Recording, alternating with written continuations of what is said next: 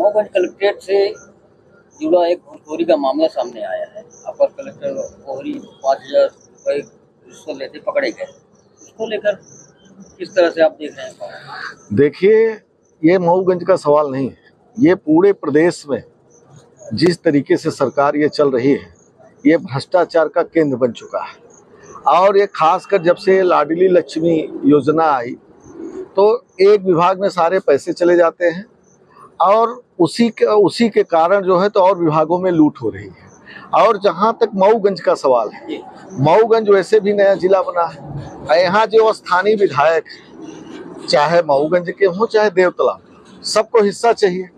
इतना दबाव है, इतना प्रेशर है, सरकार को पैसे इकट्ठा करना है कि कर्मचारी अधिकारी पूरी तरह से लाचार है। इन नेताओं की आड़ में ये अधिकारी कर्मचारी भी पूरी तरह से मऊगंज को लूट का अड्डा बना रहे हैं। ये कोई कलेक्टेड भर का सवाल नहीं है। आप जिस विभाग में जाओ, चाहे तहसील हो, चाहे आपका सिंचाई विभाग हो, चाहे आपका इरिगेशन, जो भी हो, जितने भी विभाग हैं, जनपद को आप ले लीजिए, नगर पंचायत ले लीजिए, एकदम लूट के अलावा कोई भी जो भी है और कोई आमदनी है नहीं। सब लाडली लक्ष्मी पूरा प्रदेश चल रहा है, लाडली लक्ष्मी, और ये सब लूट का अड्डा बना चुके हैं। अधिकारी, कर्मचारी और नेता सब मिल।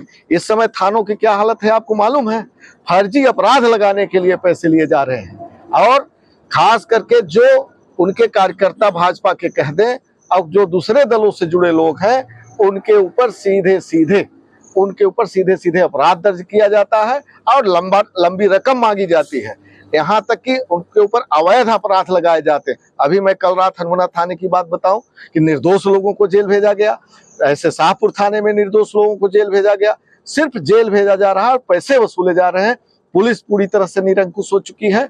और आपका ये सरकारी तंत्र जो ये आपका कलेक्ट्रेट विभाग हो, कलेक्टर हो, जो भी हो, चाहे अपर कलेक्टर घुसखोरी में वो भी 10,000 रुपए में फंसे। अरे रेट पड़ती और सब सारी ईडी बैठती तो हम मानते कि चलिए ठीक है। एक कलेक्टर 10,000 रुपए घुसखोरी में फंसे, क्या है इसमें? विधायक लिप्त है, सरकार लिप्त है, मुख्यमंत्री लिप्त है और सरेआम लूट करा रहे। मतलब ये माना जाए कि इनके खातिर ये सारा करना पड़ रहा है। एकदम बिल्कुल, सरकार के लिए लूटना पड़ेगा। अपने उसी में ज्यादा करते हैं, अपना हिस्सा उनको भी चाहिए। भाई वो अधिकारी वो लूट रहे हैं, तुमको ज्यादा चाहिए और उधर हिस्सा देना है। टीआई की पोस्टिंग, एक चौकी प्रभारी की पोस्टिंग बिना पैसे की होती हो, बिना विधायक के हिस्से के विधायक को पैसा न देना पड़ता हो। कई बार तो हम लोगों से मुखर होकर के कई चौकी प्रभारी और टीआई बोले कि भैया क्या करें, हम लोग सही कर नहीं पाते हैं, इसलिए कि ऊपर से पैसे भी ऐंठे जाते हैं। हमने तो भी कल रात को एक थाना प्रभारी को धमकाया कि छोड़ दो नौकरी करोगे तो दूसरे को जेल भेजोगे। ये स्थितियां बन चुकी है पूरी तरह से। 1 वर्ष हो गया जिला बने, कोई बड़ा काम कर नहीं पाए। अब इसको कौन सा रूप माने? जिला कैसे बना, क्यों बना, आप जानते हैं। सरकार ने तो पूरी तरह से दबाव में थी। हम लोगों ने 50-50 हजार की गिरफ्तारियां दी, जिसके कारण मजबूरी में इन्हें जिला बनाना पड़ा। और बाकी जिला बना करके इन्होंने कहा कि हमने जिला की घोषणा कर दी, जिला बनवा लिया। और उसी को भारतीय जनता पार्टी के नेता घूम रहे हैं कि हमने जिला बना दिया। और जो मूलभूत सुविधाएं हैं, यहाँ तक कि जो वो होता है किसी भी आम जो रीवा से कनेक्शन होता था, खासकर जो अस्पतालों में वो बनता है आयुष्मान हमारे मऊगंज के लोगों का नहीं बन पा रहा है। उसका कारण ये कि उनकी आईडी वहां से है और आज तक भी वो नहीं हो पाई। और सब एक भी जो सरकार द्वारा बीमारी सहायता मिलती है, एक भी बीमारी सहायता, पूरे मरीज परेशान हैं। और पता नहीं, ये तो मूलभूत सुविधा की बात मैंने आपसे कर दिया। जो कोटे का गल्ला है वो नहीं मिल पाता। अब बाकी तो बहुत बड़ी उम्मीद थी लोगों को जिला को लेकर के। संबंधी लोग शिकायत करने आते थे, अरे जमीन बहुत चिल्लाते थे कि घूस लेते हैं। आज दिखाई दे दिया। आपको मालूम हो, आंदोलन भी हम लोगों ने किया। विधायक जी खुद ही हर जगह जमीन की खरीदी कर रहे हैं। ऑन द रिकॉर्ड कई किता में जमीन खरीदी है। जहां उनकी जमीनें हैं, पुलिस पठा करके जबरदस्ती रोड तक बनवाते हैं, जेल भिजवाते हैं। कई चाहे टड़हर का मामला आया हो, चाहे मऊगंज का मामला आया हो, तो एकदम लूट, सिर्फ जमीन खरीदो और बेचो चल रहा है। मऊगंज में अतिक्रमण गिराया जा रहा है, अभी उसके लिए कार्रवाई हो रही है। देखिए, जहां अतिक्रमण का सवाल है, पहले भी अतिक्रमण गिराया जा रहा था। 1 वर्ष पहले विधानसभा चुनाव पहले 42 फुट की बात हुई थी। अब 42 फुट पर सारे व्यापारियों ने अपना कर लिया था। अब सुनते हैं कि 50 फुट में धमकाया जा रहा है।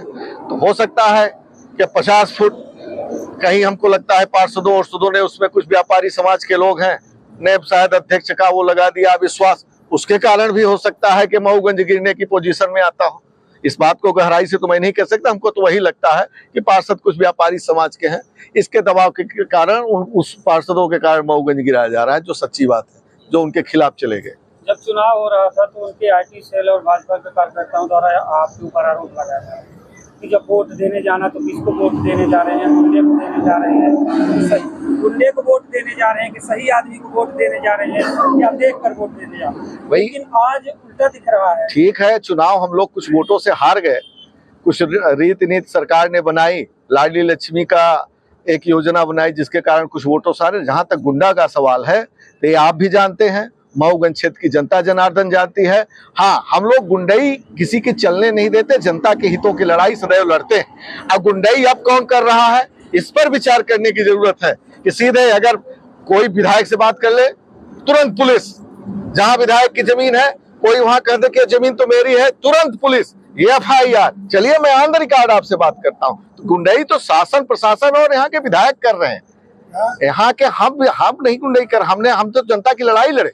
हाँ, लड़ेंगे और करेंगे शासन प्रशासन से, जब जनता के साथ अन्याय और अत्याचार होगा सीना ठोक करके लड़ूंगा। अभी एक TI आए थे, उनको मैं बोला बता देना अपने SP को कि जिस दिन घुसूंगा तो 1000 गाड़ियों के साथ और जनता जनार्दन के साथ घुसूंगा, अगर इस तरीके से जनता के साथ लगातार अत्याचार होता रहा तो।